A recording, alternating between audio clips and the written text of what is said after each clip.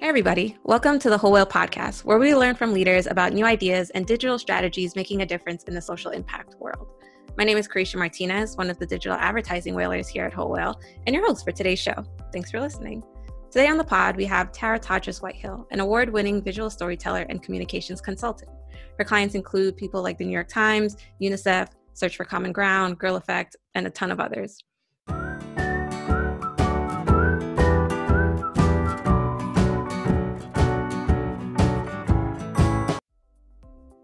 So hey Tara, thanks for being on the pod. Hello, I am very excited to be here. Thanks so much for having me. Yeah, thanks for coming on. I love anything creative, anything visual, so this is probably going to be one of my favorites so far. Hey. So let's dive right in. Can you tell us a little bit more about visual storytelling, what it is and why it's important? Sure. So people think visual storytelling, it makes sense. The name, the words is like, oh, visual storytelling, I get it. I don't need an explanation, but actually it does still, because it's more than what you think. It is photos and video, of course, because that is obviously what we think of initially, but there's so much more.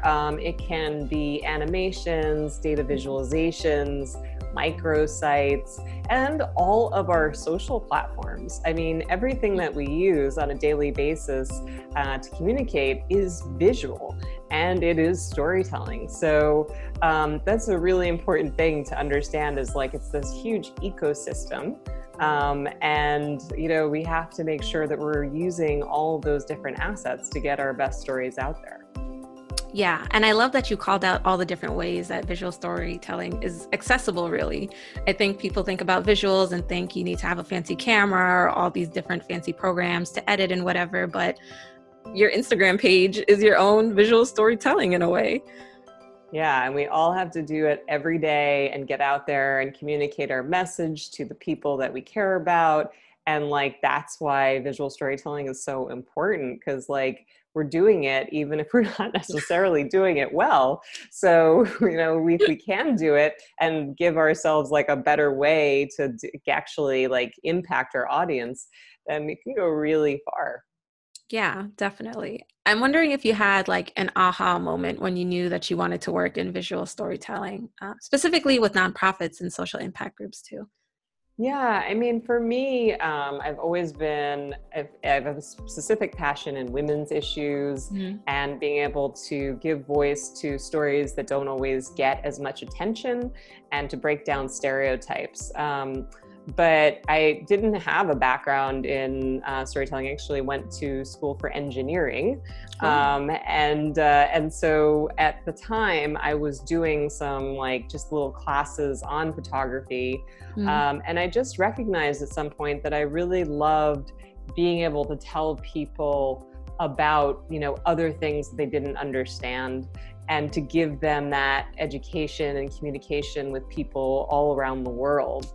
So it was in college when I was still in engineering school that I decided I didn't want to be an engineer, but I finished that degree anyway, and then I moved back to New York City and I started working as an assistant. But the aha moment about where I wanted to focus in terms of NGOs and helping with social impact organizations came a little bit later, just as I was focusing on a women's project about women's activists.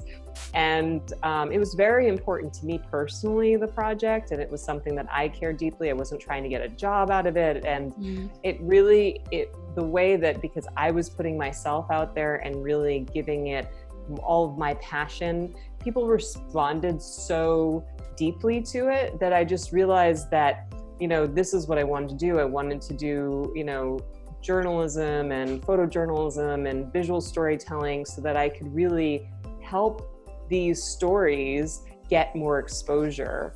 And so that's kind of where I took it from there. And then I left the country essentially to focus more on work abroad, and so I've been, you know, doing work in the US and also in the Middle East and Europe and Africa now for over 15 years. Wow. That's a long time. Yeah, it is. Makes me feel old. Awesome. That's really an amazing story. And I love that you started as an engineer. I feel like people always kind of fall into the things that they love. So if there are any engineers out there, you don't have to say an engineer. You don't have to. Although when I was doing it, there was a lot less nice opportunities for engineers than there are now. There seems to be a lot of amazing things that you can do with engineering that I wasn't aware of. Cool. And I'm wondering about the things, like what are the things that you look for to produce a powerful story? Are there certain stories that you think are better to be told visually, or certain stories that you think just wouldn't work for visual at all? You know, I have yet to come across a story that wouldn't have some help with visuals. It just has to be creative sometimes about what you're doing.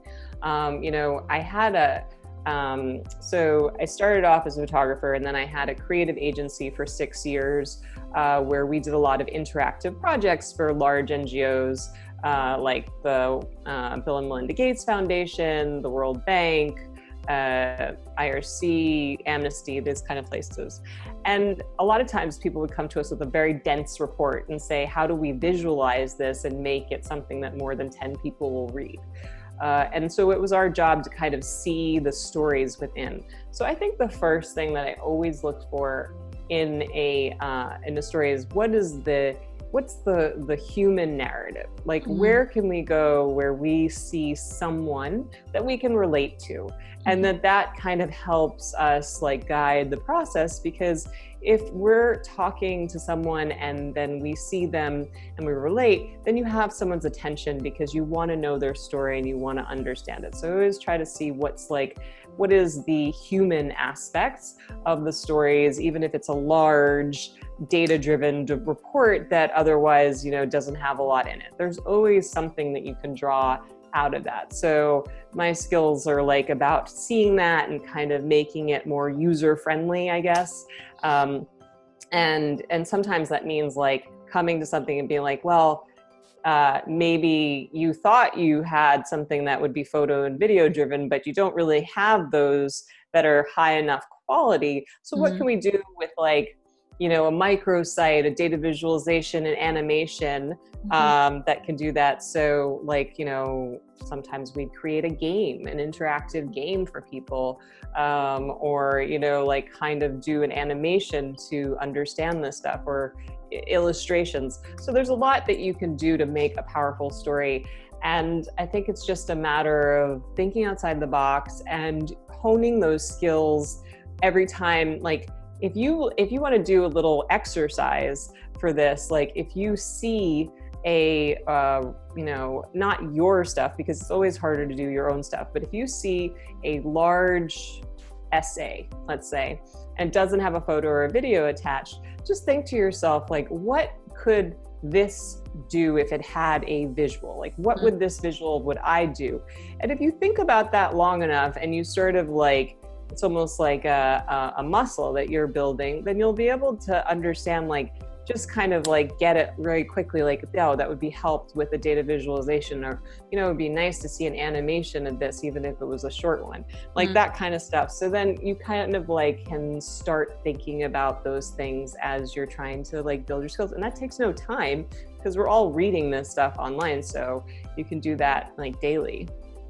Yeah. And I love that kind of human aspect to it. I think oftentimes when you think, especially about data visualization, it's like just a bunch of numbers that could really mean anything, you know, like you don't really feel a connection to it.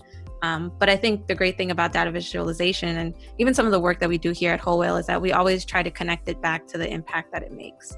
So if we see a pie chart or like, I don't know, a graph of some sort, you always try to tie it back to what impact is this making on person A or person B.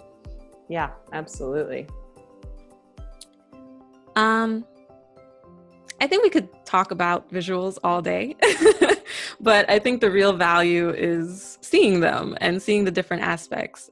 So if you're listening to this episode with only audio, check out our YouTube channel where you can see all the visuals, and we'll also link them down below so you can follow along as well. So let's dive right into the visuals, Tara. I know you have some prepared.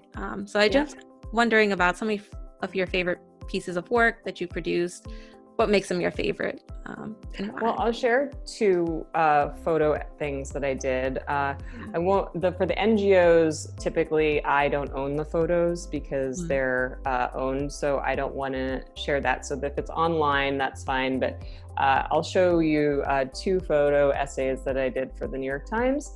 And then the latest project that I worked on to help do storytelling with Girl Effect, which is an amazing organization that works with adolescent girls all around the world. Okay, so am I sharing my screen? Yes, you are. Okay, great. So this is a photo story I did for the New York Times in Sierra Leone. And it's, the story was that it was about the Ebola lockdowns, kind of now seems to be very relevant with our current pandemic. But in Sierra Leone, they had not as many cases as they did before, but they were still under strict rules from the government. So like businesses had to be closed down early and people couldn't really go around.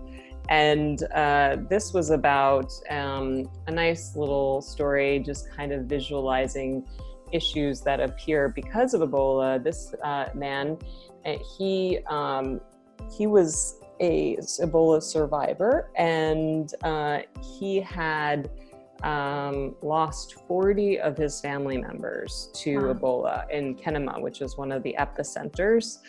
And he and his mom had survived, but most of his immediate family had died. And one of the things that happens with Ebola is that there's a lot of stigma associated with survivors and people thinking that you could still get sick or not to touch them. So he created a football club for his community so that Ebola survivors could come out and do a sport and be supported by the community.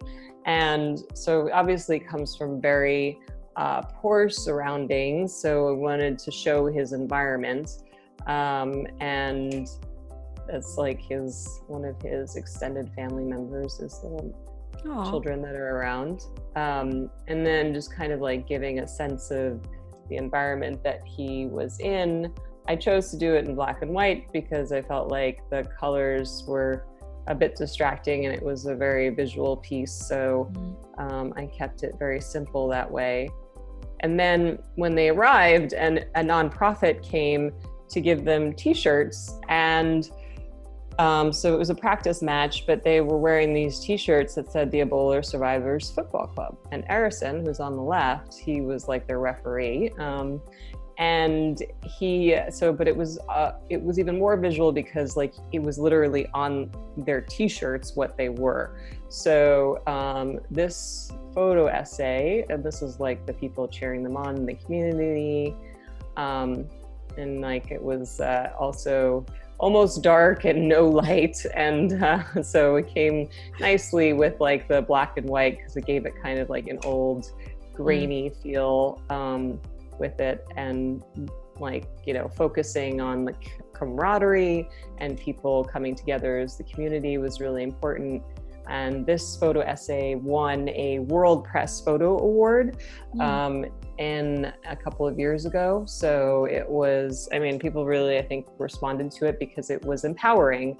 And I always like to show empowering photo essays because that's really important to my work, is like, you know, giving that kind of people who are changing their lives and changing their communities is really important. And I try to always focus on those kind of positive stories as well. So that's one. Yeah, I love that. Especially the empowerment piece. I feel like oftentimes when we see these kind of photo essays, especially abroad, it can kind of paint a negative or a sad picture of how people are living abroad. It's true. And I think that that's part of why I focus on like really making sure that I'm giving their voice authenticity and really just trying to show who they are. And this is a second photo essay, which was harder to shoot in a lot of ways because this is about women and children who've been returning from ISIS families. And a lot of them didn't want to be visualized. So I thought I would show this because sometimes you have to get really creative about how you're showing people's, you know, their human aspects, even if you can't focus on their faces. So like, and also gaining their trust is really important. And when I work with NGOs, obviously the first thing you want is never to do any harm.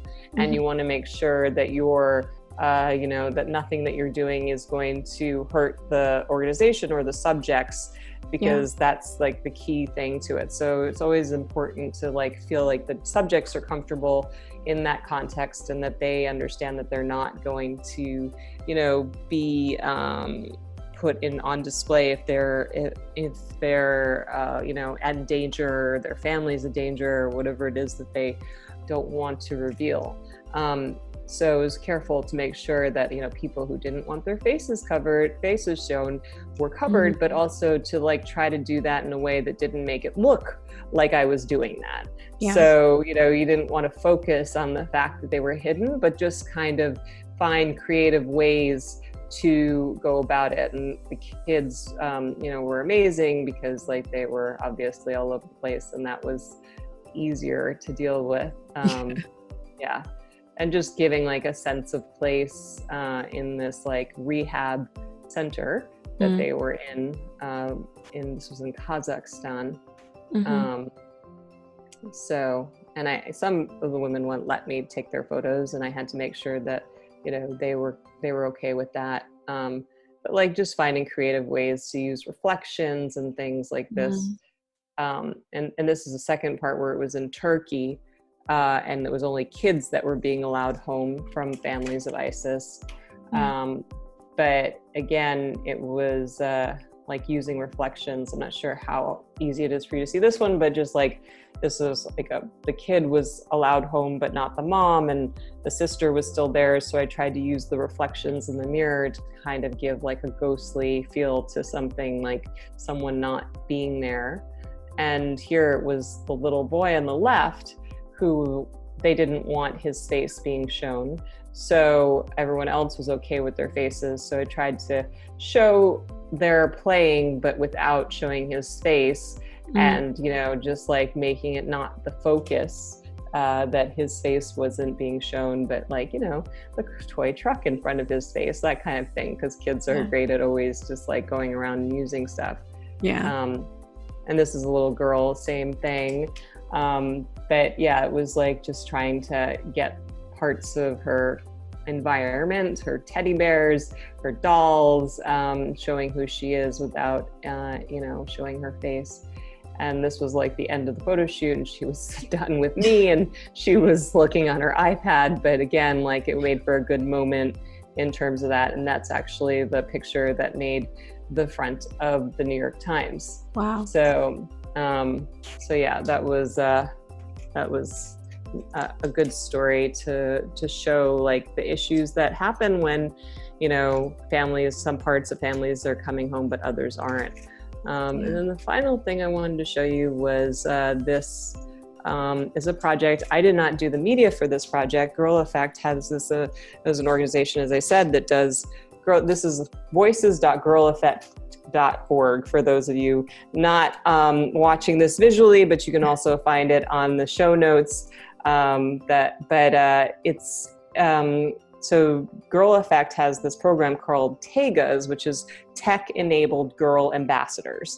And they've trained girls all over the world to be researchers, to go out in the communities, and, you know, when they have questions about nutrition or wash, that they can interview people and give them like real-time interviews on the ground and give them videos and things like that. But with the pandemic, obviously, they couldn't really do that. So they asked them to do their own stories. So they went, and every week they would ask them different questions and then put together their videos about their responses.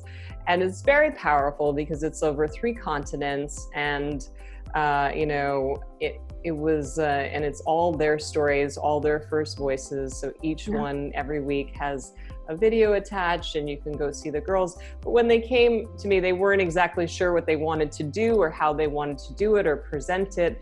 And so we kind of came up with this concept of like a Humans of New York meets National Geographic.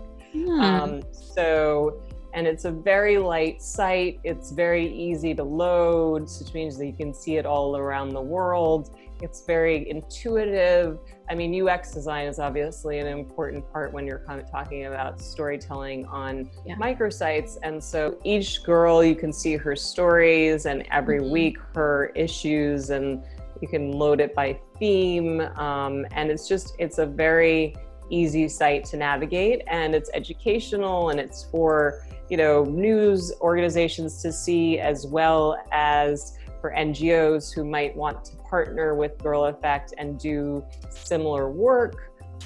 So it's really, I'm very proud of being a part of this project, but they did some amazing work in terms of getting all these media assets, you know, before I even started. So I was just helping them to hone what they were doing and how they were doing it. So, so like that's the, so those are the 3 projects that, that I would wanted to share with you.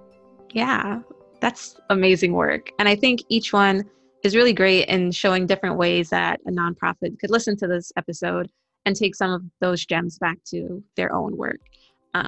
So the one about kind of the narrative of stories that you're telling, I like the first one a lot because it's more of an empowering story, especially in when we're talking about Ebola. I think oftentimes it's a very negative connotation that comes with very sad and kind of negative pictures. But I think that one spreads awareness about what it's like to live with Ebola and those who have experienced it, but 2, also an empowering narrative that often isn't told. I think the second one, go ahead. Yeah, and I think that about the Ebola thing is also interesting because I think, like, you know, a lot of times organizations will get very stuck in their own specific story, but there's a lot of ways to tell their story through other things that are happening. So to kind of think a little bit outside the box when it comes to that, and really like consider stuff that you can just tell one person's story and get so much out of it in terms of an NGO being able to communicate to an audience. Yeah, I love that. That's a great gem. Somebody write that down. Yeah, and I especially like the last one too, because it's not necessarily work that you've done yourself, but more of a collective effort, which I think nonprofits with a wide community and a strong community can really benefit from, using their own community to tell their own stories, podcast episodes, videos, research, things like that.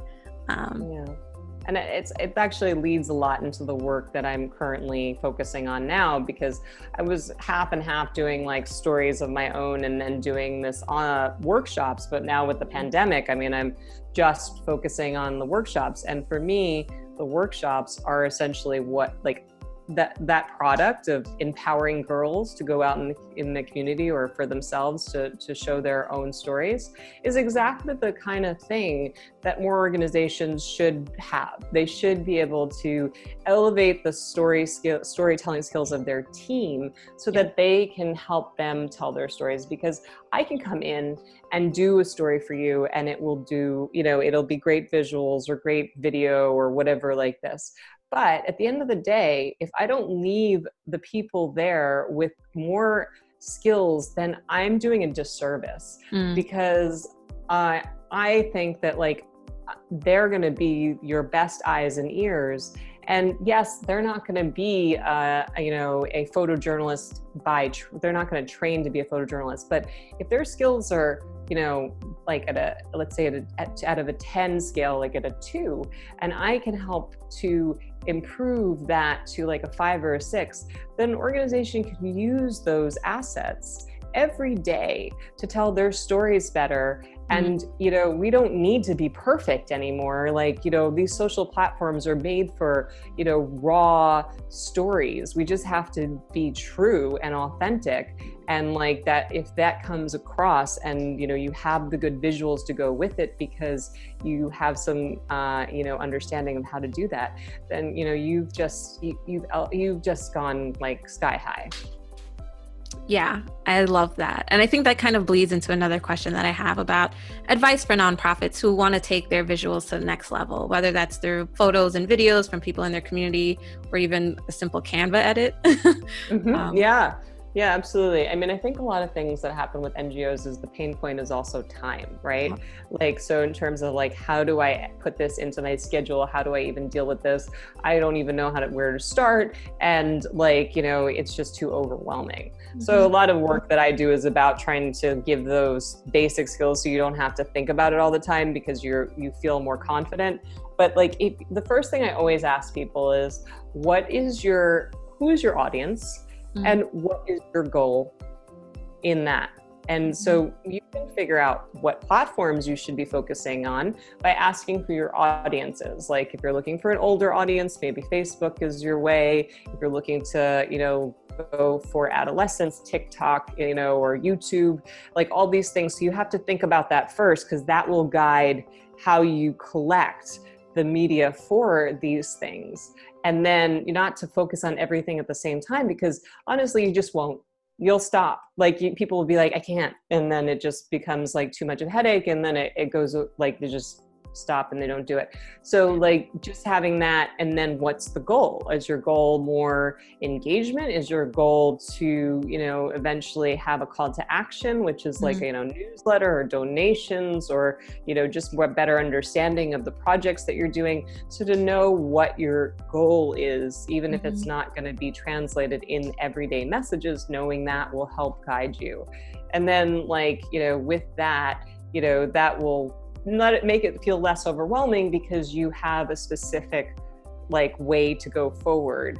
And then, you know, when you've gotten that far and then like doing like a little bit of skill building with those kind of things in mind and like having some checklists about what you're looking for, that's really helpful. And then the final thing that like also I do a lot of work on is trying to help people communicate that to their teams. So it becomes very organic. So you really need to have like a conversation about this. So it's not something that's just like a one-off, but that is integrated into, you know, I'm going to do this and then I'm going to give it to the communications manager so that they can put it out, or like, how can we get this so that it becomes more of, you know, an everyday process that isn't so crazy or feel like I can, you know, have to devote hours to it.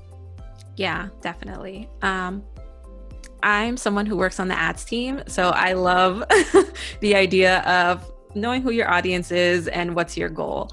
And I think that oftentimes these stories, these visual storytellings are a great asset in end of year fundraising, which a lot of nonprofits focus on. Do you have any advice? No, go ahead. What were you going to finish? Do you have any advice on the kinds of visuals that work well with that kind of end of year giving, or if there's even a one size fits all for that? Yeah, I mean, it just depends on what your end of year giving looks like. Is it a gala? Is it, you know, I mean, not in non-COVID times? Is it like a brochure? Is it a book? What is it that you're doing to do that? So again, it's like, what's your goal, right? And where is that going is the thing that will guide you first and foremost with that. I mean, we work, when I've been with my organization and now by myself, I do work with Search for Common Ground, and they typically have an end of year gala. They bring together a lot of different things, and they're a really good example of like thinking outside the box and every year trying something a little bit different in terms of their storytelling. The first thing I would say is give yourself enough runway. Great advice. To do that.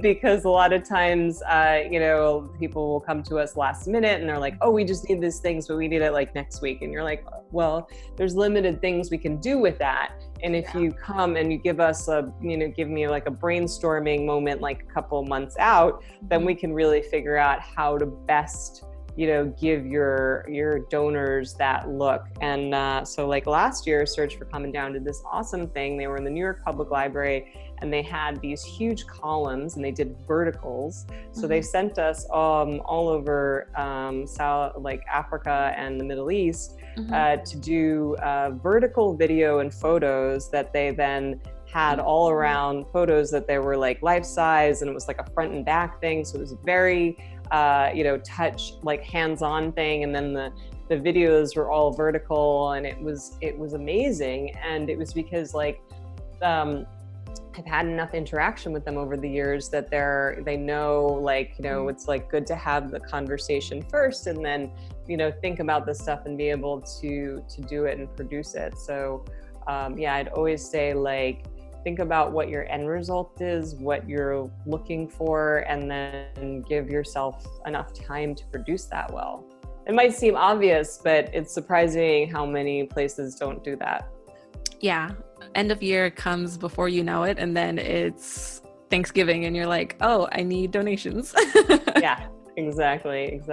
And if you have the good assets on social media, you can build up to it. Like you don't just like ask for donations, like that. You created a warm audience by having everyday interactions or every other day interactions with your audience, so that they really care about you. Like that's the point. That's the deliverable that I'm saying. Like you want your super fans and your brand ambassadors to be there and be your like people that are promoting you to get your stuff out there even more. So if you give them the caring and that interaction, then they're going to do that. And like, that's really like the most amazing thing. And to me, it's like why I do what I do. Like you are promoting that message. People are coming in and doing it for you. And like, you're, doing better in the world because you're reaching more people.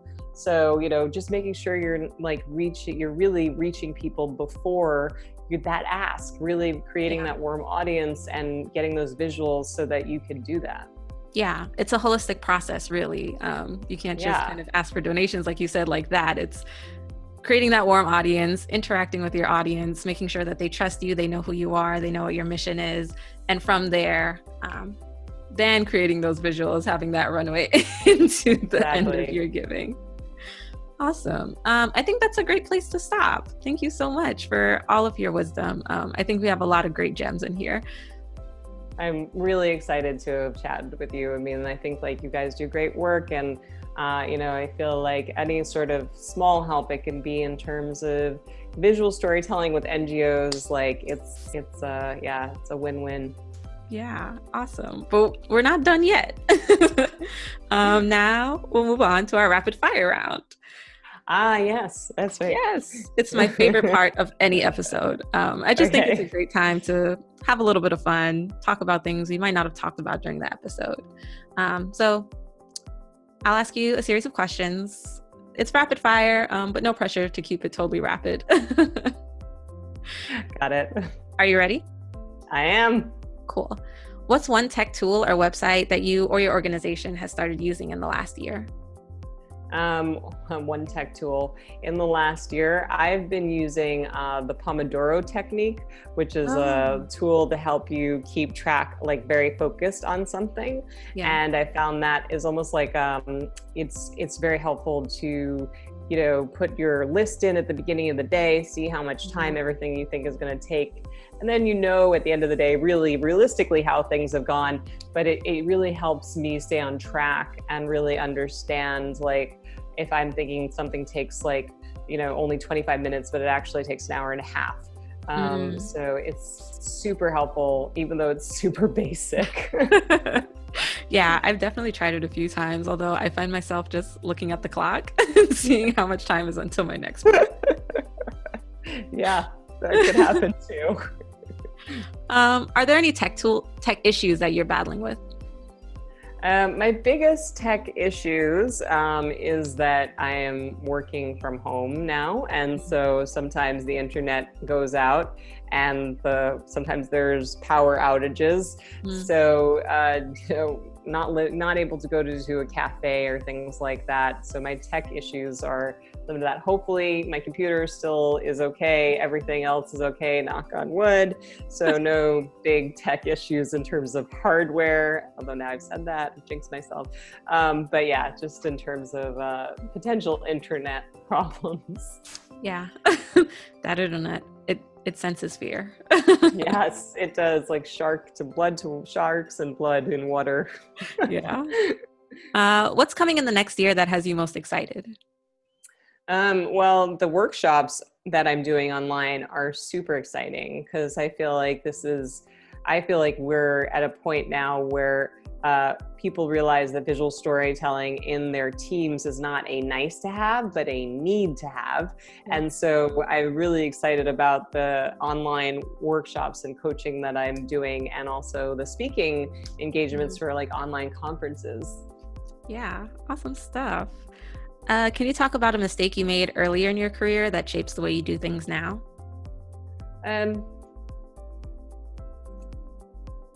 So I think that what I didn't realize was that photojournalism was more than a grainy photo on a front of a newspaper. Because I didn't come from a background of visual storytelling in my engineering career, I was like, no, that's not what I want. But when I did the women's stories and like people were really affected by that, someone said to me, no, that's photojournalism. And I was like, really? So I had been trying to not do that. And then at the end of the day, it was exactly what I wanted to do. Oh, yeah. That's a great mistake. Yeah, I'm glad I figured it out early. Do you think NGOs can successfully go out of business? Well, I mean, I think that you can transition to a lot of stuff. I mean, my creative agency closed last year, and I think now I'm on to way more interesting things in terms of the services that I'm offering. So I feel like a lot of, especially now with the pandemic, is going to be a reckoning for a lot of NGOs, but it might mean that people shift. It might mean that ones close, but maybe it also means that they close and reopen in a different way that is more effective. So I do think they can successfully close. Yeah, I always get a ton of different answers to that one. But I think that's my favorite so far. Off the record. Let's just say you had a hot tub time machine going back to the beginning of your work. What advice would you give yourself? I love that it's a hot tub time machine. It's like, instead of just a time machine, it's like, I'm just going to hang out and have a beer in my hot tub while I'm going back and telling myself something. Only time travel. Exactly. If I had a hot tub time machine and I went back to tell myself something, I think I would say that always don't worry so much about the thing that's directly in front of you. If you mess up once, if you can always find different ways to tell a story and, expand that idea. And also just, your professionalism will be able to be your calling card. You show up, you do the job, you put all your energy into it. And so, those kind of like things that you think you're going to make mistakes on, they're part of the process, and it's just going to make you better in the end. But, you fret about them at the time beyond belief, and it's not worth it. Yeah. What's something you think you or your organization should stop doing?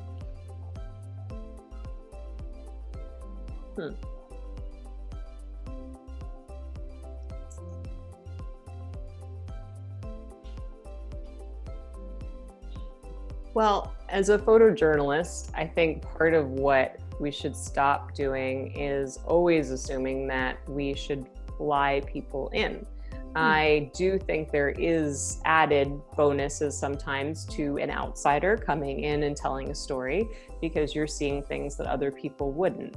But to assume that people on the ground can't be your eyes and your ears, or can't be trained to do that, where there's just not enough value, I think is something that is changing, especially now to see, but something that I've been advocating for a while. So I love my work and I love traveling and I hope I get to do it, but I also hope that there's more people who do the same thing and can tell their stories better than me telling them who's going to come in and do it. So I think that it should be more of a balance than it is.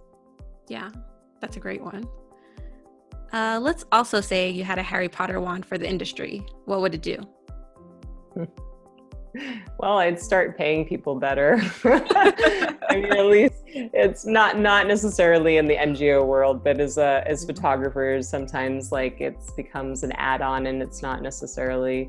That may not be exactly what I would say if I had a Harry Potter wand. I think I would say if I had a Harry Potter wand, I would make people understand that when you trust an organization and you gain that trust, that you don't have to worry that like there's all the fake news and everything out there, that you can really put your trust in certain organizations. So to make those organizations in my Harry Potter wand stand out and be really the highest tier that people look at and really respect, and that they couldn't be touched. So that you could really say that's a shining example, and no one could take them down from that. That would be my Harry Potter moment. Yeah, that's great. I think photographers can also feel your pain on being paid a little more too. Yeah, that too. I mean, but the thing is, like, photography is one of those things that you need to now adapt to the world of being more, you can't just do just photography, and that's fine too. I mean, it keeps us on our toes. I love Instagram. I love that people are always saying, oh, I have all this photos on my Instagram account, because then it means everyone is involved in photography. Yeah. So, in the way that has made it more of a general experience, and that also means that, photographers have to adapt and do more things. Yeah, definitely. What's your favorite question to ask an organization or a board member?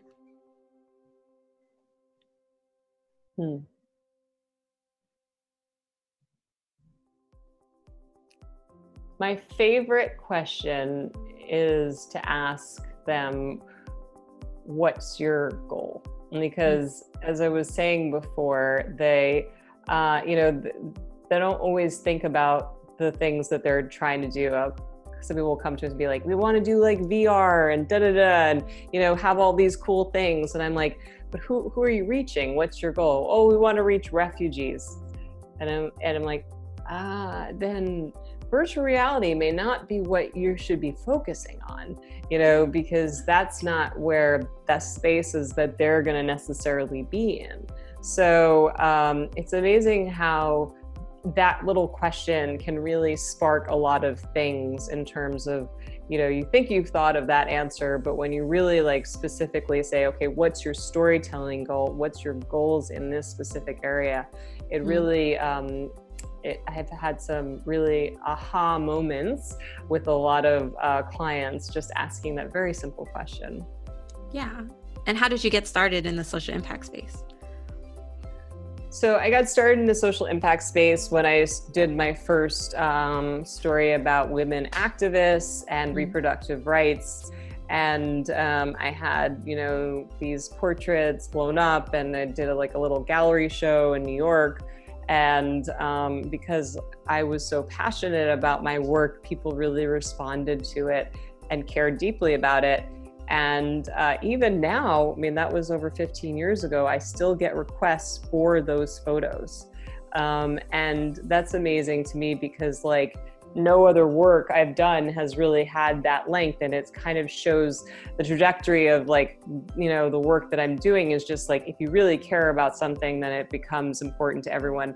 But that was the social, because it was women's issues and very important to me, that really drew me in and made me feel like I could make a difference in elevating those stories and helping organizations to be better storytellers.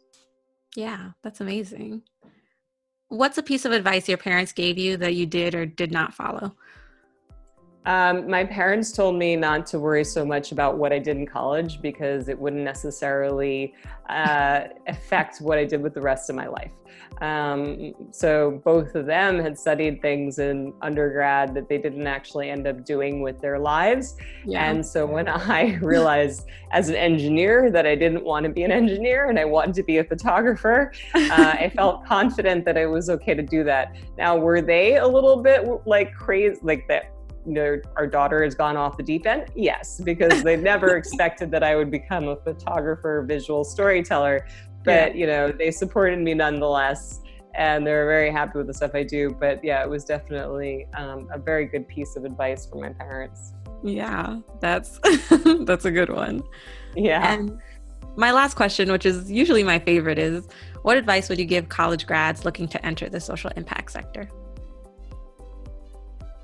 I would say to college grads that you have to really care deeply about what you're doing and have something that drives you, your passion in this, and that it's something that you do this because you want to make a difference, and that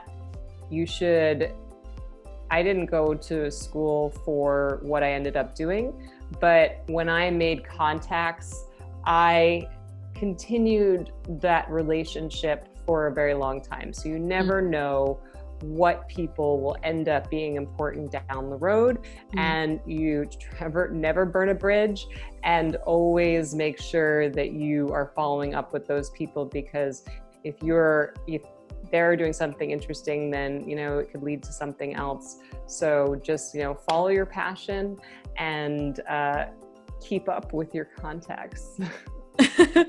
Great advice. So that's about it for my rapid fire questions. Thank you for participating. Yeah, it was fun. Yeah, my favorite part. And that's about it for the show. Where can people find you? So my consulting website is taratw.com, taratw.com. And my photography website, if you'd like to see more of my work, is taratwphoto.com. So very easy to remember. Yeah. And I love brainstorming and I love hearing what people are doing. So please feel free to get in touch. I really enjoy the energy that comes from those things. So, I have a contact me on the websites. And please just get in contact if you want to discuss something or feel like you could use a little bit of energy in terms of how to do your visual storytelling. Awesome. Thank you so much, Tara. It was a pleasure. Thank you. Yeah, thanks.